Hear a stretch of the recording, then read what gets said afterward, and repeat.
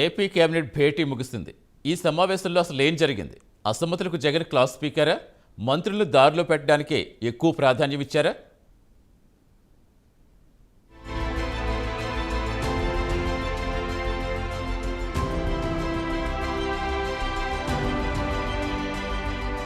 AP CM Jagan అధ్యక్షతన cabinet భేటీ జరిగింది. వివిధ అంశాలపై సందర్భంగా చర్చించారు. కొన్ని కీలకమైన నిర్ణయాలను కూడా తీసుకున్నారు. అలాగే ఇటీవల మృతి చెందిన సినీ ప్రముఖులందరికీ ఏపీ కేబినెట్ నివాళులర్పించింది. అనంతరం రాష్ట్ర మంత్రివర్గం నివాళులర్పిస్తూ మౌనం పాటించింది. ఇక రాజకీయ పరిణామాల నేపథ్యంలో ముఖ్యమంత్రి జగన్మోహన్ రెడ్డి మంత్రులకు క్లాస్ తీసుకున్నట్టు సమాచారం. సచివాలయంలో కేబినెట్ సమావేశం అనంతరం సీఎం పలు అంశాలపై మంత్రులతో మాట్లాడారు. ఇటీవల రాజకీయ పరిణామాలు, పార్టీలో అంతర్గత విభేదాలపై అసమ్మతులకు క్లాస్ పీకినట్లు తెలిసింది.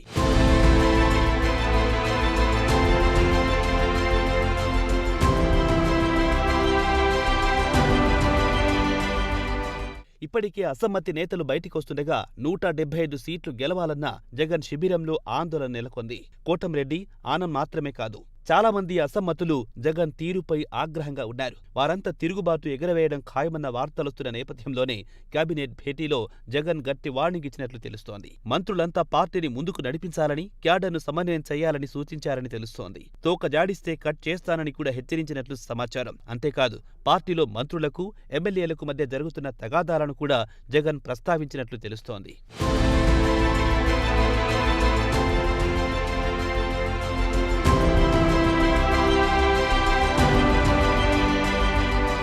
ముఖ్యంగా ఉత్తరాంధ్రలో వైసీపీ వర్గ పోరుతో ఉడికిపోతోంది. అనకాపల్లి నుంచి ఇచ్చాపురం వరకు దాదాపు ప్రతి నియోజకవర్గంలోనూ నేతల కుమ్ములాట్లతో పార్టీ కేడర్ ఉక్కిరిబిక్కిరవుతోంది. విశాఖలో ఎంపీ విజయసాయిరెడ్డి పెత్తనంపైన సొంత పార్టీలోనే వ్యతిరేకత కనిపిస్తోంది. ఈ మంత్రి మాకొద్దు అంటూ అప్పలరాజుపై పలాస నియోజకవర్గం వైసీపీ నేతలు మూకుమ్మడిగా పోరాటానికి దిగారు. గుడివాడ అమర్నాథ్ పై కూడా తీవ్ర వ్యతిరేకత ఉంది. గుడివాడ అమర్నాథ్ కు కుంపటి రగులుతూ ఉండడంతో పక్క నియోజకవర్గం వైపు చూస్తున్నారు. ఎలమంచిలి వైపు చూస్తున్నారని ఎమ్మెల్యే రమణమూర్తి మండిపడుతున్నారు. పాడేరులో 5గురి మధ్య టికెట్టు ఆట రసవత్తరంగా సాగుతోంది. నెల్లిమర్లలో మంత్రి బొత్స సత్యనారాయణ కుటుంబం, స్థానిక ఎమ్మెల్యే అప్పలనాయుడు కుటుంబం మధ్య వైరం చోటు చేసుకోవడంతో నియోజకవర్గంలో ఎవరికి వారు పట్టు సాధించే ప్రయత్నాల్లో ఉన్నారు. ఇలా రాష్ట్ర వ్యాప్తంగా వైసీపీ మంత్రుల మధ్య, శాసనసభ్యుల మధ్య సిగపట్లు కొనసాగుతున్నాయి. ఇలాంటివి దృష్టిలో పెట్టుకుని తీరు మారాలని జగన్ వార్నింగ్ ఇచ్చారని తెలుస్తోంది.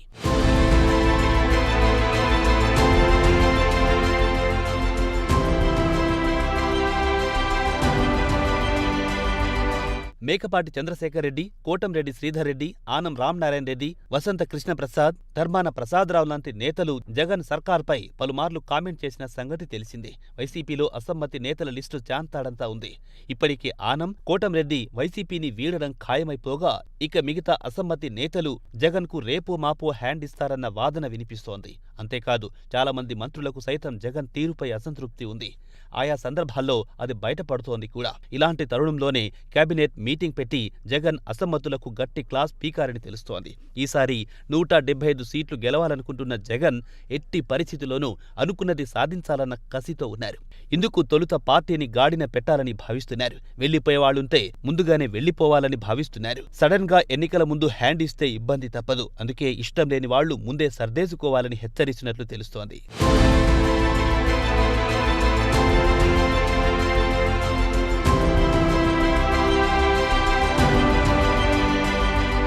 రాయలసీమ ప్రాంతంలో మహిళా శిశు సంక్షేమ శాఖ మంత్రి ఉషాశ్రీ చరణ్పై అవినీతి ఆరోపణలు రావడం, ల్యాండ్ స్కామ్లో ఆమె పాత్రపై మీడియాలో కథనాలు రావడంపై జగన్ ఆగ్రహం వ్యక్తం చేసినట్లు తెలుస్తోంది. 13వ తేదీ పార్టీ కన్వీనర్ల సమావేశం ఏర్పాటు చేస్తానని, అందులో అన్ని విషయాలు కూలంకషంగా చర్చించి తగిన నిర్ణయాలు తీసుకుంటామని జగన్ హెచ్చరించినట్లు తెలిసింది.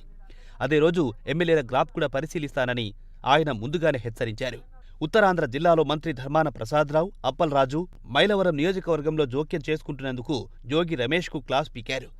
రోజా పనితీరు మెరుగుపరుచుకోవాలని, అసమ్మతికి ఆజ్యం పోసే విధంగా ప్రవర్తించవద్దని హెచ్చరించారు. దాడిశెట్టి రాజా తన శాఖ మీద పట్టు సాధించాలని, లేకపోతే ఫలితాలు వేరుగా ఉంటాయని హెచ్చరించారు. ధర్మాన ప్రసాదరావుకు, అప్పలరాజుకు వర్గపోరు విడనాడి పార్టీని సమైక్యంగా ముందుకు వెళ్లాలని హితవు చెప్పారు.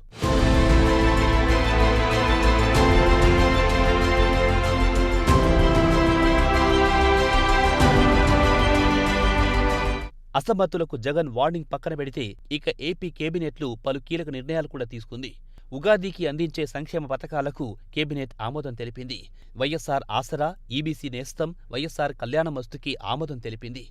జగనన్న విద్యా దీవెన, జగనన్న వసతి దీవెన పథకాలకు కేబినెట్ ఆమోదం తెలిపింది. రాష్ట్రంలో భారీ పరిశ్రమల ఏర్పాటు ప్రతిపాదనలకు ఆమోదం తెలిపింది. విశాఖలో టెక్ పార్క్ ఏర్పాటుకు ఆమోదం తెలిపింది. ఇలా పలు అభివృద్ధి కార్యక్రమాలను కేబినెట్ ఆమోదించింది. మొత్తానికి కేబినెట్ భేటీలో అభివృద్ధి పనుల గురించి కంటే అసమ్మతి కంట్రోల్పైనే జగన్ ఫోకస్ పెట్టినట్లుగా తెలుస్తోంది. మరి అసమ్మతులు జగన్ బుజ్జగింపులు, బెదిరింపులకు లొంగుతారా లేదంటే తిరుగుబాటు కొనసాగిస్తారా అన్నది తేలాల్సి ఉంది.